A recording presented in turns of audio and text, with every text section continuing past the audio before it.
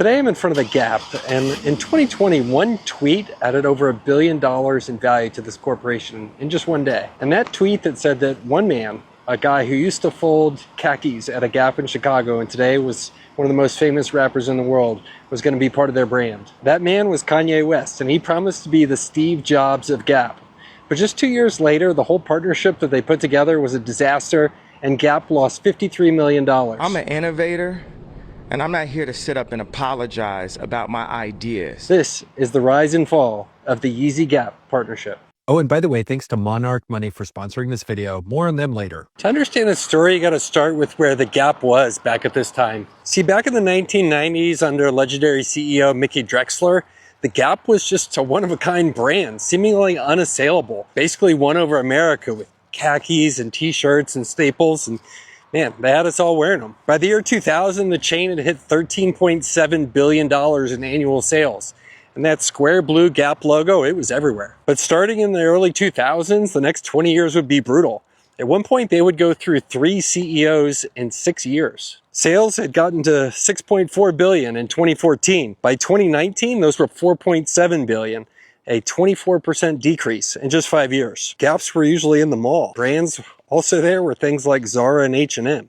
Those guys came in and they ate Gap's lunch. These fast fashion guys could bring a product to market as quick as 2 or 3 weeks. It would take Gap 6 to 9 months to do the same. Behind all that, the staple of where Gaps were located, the America Mall, it was starting to die even faster than before. In 2013, Gap closed 189 stores. And behind it all, the design of Gap, well, it had once been cool, having advertisements that got all of us to think you wore Gap and it was neat. And now it was just corporate bland BS. And honestly, I don't know who shops at Gap. I don't know why I would buy Gap, and I really don't know what it stands for. I mean, if I need a t-shirt, I'll just get one, well, someplace else. It's probably going to be cheaper. So with this problem at hand, well, Gap was going to have to figure it out. It turns out there was somebody who was famous and had a connection to Gap that went way back. And Kanye, growing up in Chicago, had worked at a Gap store.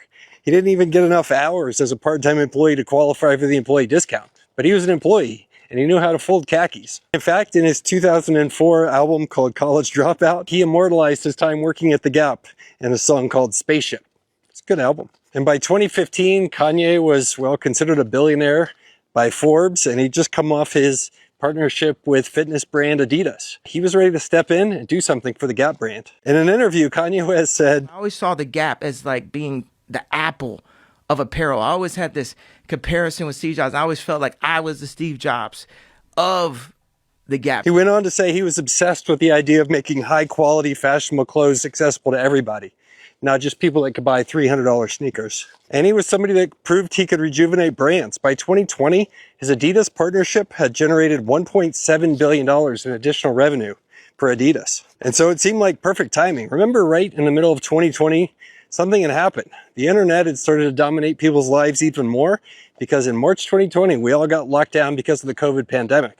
So on June 26, 2020, Kanye started to tease the news that he was going to work with Gap. With the hashtag #WestDayEver, he showed some images of some potential clothes that were going to say brought to you by Yeezy, his nickname for himself, and the Gap. Wall Street went crazy. Suddenly somebody was going to come in and give some direction and opinion and style to Gap. So they added $1 billion in value to Gap's stock price that day. It went up over 42%. And even though the stock was down 20% for the year still, it felt like a lifeline for the company. The deal was a massive 10-year partnership between Kanye and Gap. He would bring lines of clothing for men, women, and children and elevate the brand, bringing fashion to the marketplace, prices that would be affordable for everyday consumers. What was in it for Kanye? Well, he could earn royalties on sales of all the things that he created for the Gap. Plus, he could earn himself 8.5 million shares if specific sales targets were met. And one thing you'll see really smart people do, especially when they have good representation like Kanye does, is understand the value of their worth.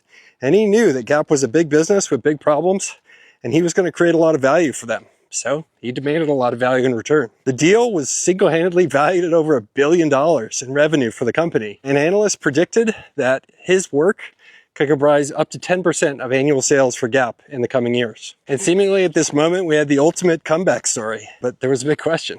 Would it work? The first sign of things was that Mickey Drexler, the famous CEO who had since moved on from the Gap but led it during his heyday, he reached out to Kanye West personally. And Mickey's a smart dude. In a moment of weakness, he shared publicly that he had told Kanye he probably shouldn't do this deal because it doesn't make any sense between the Gap and him. The problem that Mickey saw was that Kanye is somebody who's not a corporate person. And Gap, well, Gap is the epitome of American corporate kind of clothing companies. It's just going to be a huge mismatch, he thought. Mickey told people inside of the Gap as well, hey, I don't think this is going to work out. Nobody listened to the old guy. Inside of the Gap, well, they seem to have deal fever. This is something that happens inside of companies when they're so anxious to get the deal done that they kind of forget that it may not be a good idea after all. And Gap was so anxious that they reportedly scrapped a deal with a black-owned brand called Telfar in order to do the deal with Kanye. They had deal fever for sure. But before we get into that, I want to talk about today's video sponsor, Monarch. One thing that tends to get harder over time is actually understanding your full financial picture. Accounts are spread across different apps, credit cards multiple places, investments somewhere else, and it becomes surprisingly difficult to answer simple questions without stitching things together manually.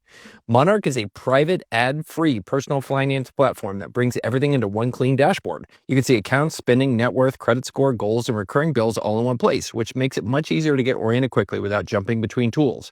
What stands out is how Monarch balances visibility without turning money management into a full-time job. You can separate fixed and flexible spending, use clear categories and rules, and rely on AI-powered insights to explain changes in plain language.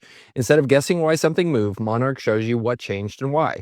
There are also some newer updates that make progress easier to track. Seeing net worth trends and goal timelines make it clear whether you are actually moving forward, which takes a lot of the mental load out of planning and decision making. Monarch syncs with over 13,000 institutions, works across web and mobile, and is built to be private. You are the customer, not the product. There's no ads and no data selling. Thanks to Monarch for sponsoring today's video. The first Yeezy Gap collaborative product dropped on June 8th, 2021, mid-pandemic, and it was right in the middle of Kanye West's 44th birthday. It was called the Round Jacket. It was a bright blue puffer jacket. It had no zippers, looked weird, and it was decidedly a Kanye West invention. Mickey would later tell folks that the jacket did $7 million in pre-orders overnight. Then in September 2021 came a $90 product, the Perfect Hoodie that came in multiple different colors, black, purple, brown, and all that kind of stuff. The item was a huge hit. Supposedly it did the most sales of any item in the chain's 52-year history. Kanye would later claim that they sold $14 million worth of hoodies from one TV commercial alone. And even better, it was doing exactly what the Gap wanted. 70% of customers for this new hoodie were brand new to the Gap brand. Kanye did his part. He basically used the music video for one of his new songs off of his album Donda to promote the hoodie. It's basically a commercial for the item. In January 2022, they took the partnership even further. They brought in luxury fashion house Balenciaga with the idea of producing Yeezy Gap engineered by Balenciaga. Balenciaga.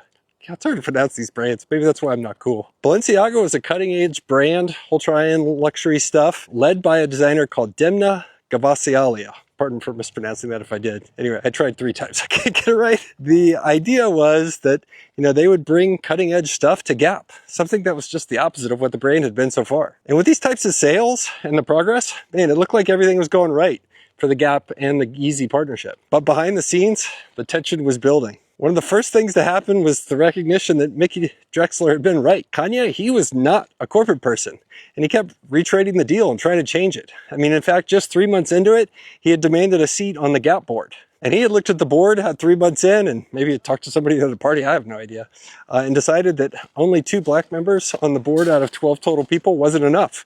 And he wanted to have more representation on it. And Kanye took it so far that he threatened to walk away from the deal unless they gave in. People heard about this, and the stock dropped on the news. People were starting to get a sense of what was going wrong with the Yeezy Gap deal. Then there was the part where Gap didn't really do their part. They had promised a partial rollout of the collection in 2020 and a full rollout by 2021. But by early 2022, they weren't being productive. Only 2 products out of the planned suite had been actually released. The problem was Kanye's kind of desires here. He had conflicting, basically, ideas of what he wanted to have happen. He wanted to hit a sub $100 price point, but he wanted top tier quality. In other words, he had champagne tastes and a beer budget. On top of that, Kanye wanted everything made in Los Angeles, near where he lived. Gap? Well, Gap was totally optimized for buying stuff from overseas and having it shipped over. And when Balenciaga stepped in, there was no way they were going to hit the sub $100 price point. These are the types of folks that sell $250 to $400 hoodies, or $1,000 hoodies. And in this case, Yeezy Gap was going to be in the $250 to $400 level. Definitely not the quote-unquote affordable stuff they'd been looking for at the beginning. Then things got even weirder in July 2022 when the collab between Balenciaga and Gap hit the New York Times kind of flagship for the Yeezy Gap collaboration, Kanye did some weird stuff. Instead of placing them on hangers where people could see them like a normal retailer, Kanye insisted on putting them in giant construction bags in the middle of the floor. Now, they look like they were in garbage bags. So here you have these people coming in for luxury and coolness, and instead they're on their knees digging through trash bags like they're at a thrift store. One tweet went viral at the time reporting that Kanye got mad when he showed up and saw the clothes on hangers and demanded everything come off of them and be put on the floor. In addition, he supposedly instructed the retail staff not to help people find their size. In other words, hey, you're gonna be paid a premium price. Yeah, good luck, you're on your own. That's kind of like Ross dressed for less. Yeah, exactly. When asked about how he got the inspiration for the collection, Kanye West went on Instagram and said homeless people were his inspiration for the fashion. Like, who says that? Like, come on. And when people started to call out that this might be insensitive to people who are homeless, Kanye reportedly said, I'm an innovator, and I'm not here to sit up and apologize about my ideas. By August 2022, just 1 month later, the whole thing had gone at internet light speed to a total mess. Kanye was openly airing his grievances on Instagram. He was complaining that Gap was stealing his designs, that they weren't doing their part, and that it was a whole mess. And I can only imagine being in the corporate offices of Gap at this time. Yeah, you're some corporate person who went to the Fashion Institute of Design or whatever, and there you are trying to produce some clothing, and you're doing it with this guy who is at best capricious and at worst crazyville. And you're having to operate under that? Man. In the end of it, like, you could see corporate culture and outsider culture, they clashed. Kanye decided at this point he needed to own his own castle. And that's the way he said it. He went on CNBC and said, A king can't live in someone else's castle. A king has to make his own castle. and his desire going forward was to open his own retail stores. And I'll give it to the Gap. They basically came back and they were pretty professional about the whole thing. They went out and said, hey, yeah, we agree, this isn't working, we're going to wind down this partnership. And Gap planned to minimize their losses by selling off the remaining Yeezy inventory through the end of the year, but then came October 2022. Something would happen that would make that impossible. And at that moment, Kanye went to Paris Fashion Week, and he wore a t-shirt that said, quote, "White Lives Matter." But you got to remember how things were. This is 3 years ago as I'm recording this. It was a different world, right? This was peak cancel culture time. We were still coming off the end of the pandemic. We'd come off Black Lives Matter. Understandably, the world went kind of crazy when he did. He further went on Twitter, started to write anti-Semitic tweets, writing that he was going to go DEFCON 3 on Jewish people. And rather than kind of listen to the feedback from people, he doubled down. He went on a podcast and said, I could say anti-Semitic things and Adidas can't drop me.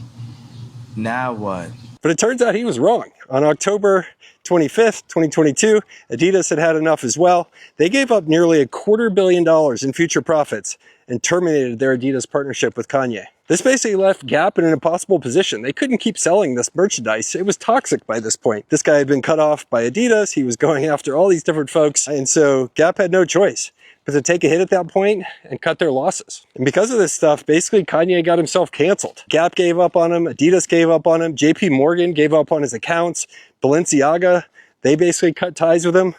And according to Forbes, he went from a billionaire to whatever a not billionaire is, pretty much overnight. In November 2022, Gap reported publicly that they were taking a $53 million impairment charge, due specifically to the Yeezy Gap inventory write-off. And the lady who was the CEO of Gap at the time, Sonia Syngal, she basically set a new record. She was fired, and she had the shortest tenure of any Gap CEO to date. And suddenly, Gap was back to the drawing board. In 2023, it had to lay off over 1,800 workers, and had to try to figure out what its identity was going to be. One branding expert looked at it at the time and recognized exactly what had happened here. Kanye West had gotten famous by being a provocateur, and that was something Gap wasn't able to stomach. When they signed up with him, well, they knew what they were going to get, and they got it. And Gap ended up in a worse place than where it was before Kanye. Its stock was down 65% from 2022. The whole idea of a Kanye West lifeline, well, had to become a big rock in their shorts. The Kanye story is a great example of the most important decision you can make in life or in business is who you choose to do business with or who you spend time with. You know, we all talk about that with marriage. Who you choose to get married with is the most important decision you'll make in your whole life. In the case of hiring employees like a Kanye West, well, you can see what happens if you hire the wrong one. On the other end of the spectrum, if you hire the right one and the perfect one, magic can happen. And that's why the great CEOs and leaders in the world spend a ton of their time on team building above all else. And you get to a certain point where your company is so big that you may spend almost all of your time team building and making sure the right people are in the right seats. If you like this video, you may like this one about Subway that will explain to you exactly what can happen if you choose the wrong spokesperson for your business. All right, if you enjoyed this video, let me know in the comments below. That encourages me to make more. I'll talk to you later.